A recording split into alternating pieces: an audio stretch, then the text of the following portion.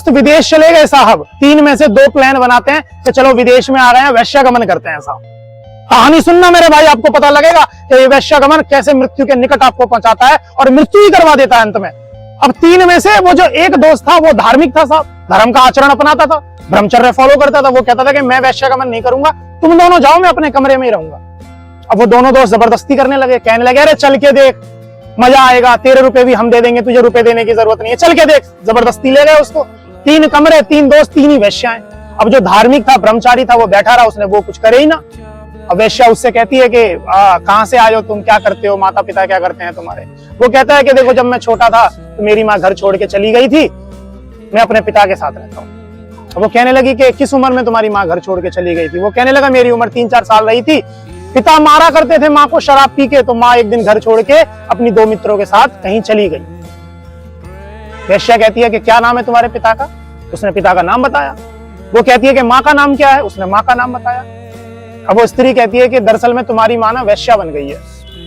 वो हैरान होता है कि माँ वैश्या बन गई है, तुम्हें कैसे पता माँ वैश्या बन गई है। कि जिसके साथ तुम बैठे हो वही तुम्हारी माँ है। अब सुनना बात को यहाँ पर। वो हैरान हो जाता है। वो कहता है कि माँ तू यहाँ क्या कर रही है, ये क्या हो रहा है, मुझे समझ नहीं आ रहा, तू ये वैश्यागमन कब से करने लगी, और मेरी जो 2 दोस्त हैं उनके साथ वो औरतें कौन है। वो स्त्री कहती है वो 2 औरतें उनकी माँ है जो मेरे साथ यहाँ पर आई थी। अब सुनना भाई साहब, वो भागता है, कमरे में से निकलता है, वो गेट खटखटाता है कि निकलो बाहर निकलो, तुम ये अनर्थ कर रहे हो, ये कर रहे हो, वो कर रहे हो साहब।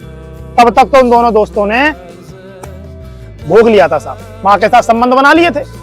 अब जो धर्मात्मा था उसने बताया कि ये तुम्हारी माँ है जो बचपन में छोड़ के तुम्हें चली गई थी साहब, यही तुम्हारी माँ है, वैश्या बन गई है ये।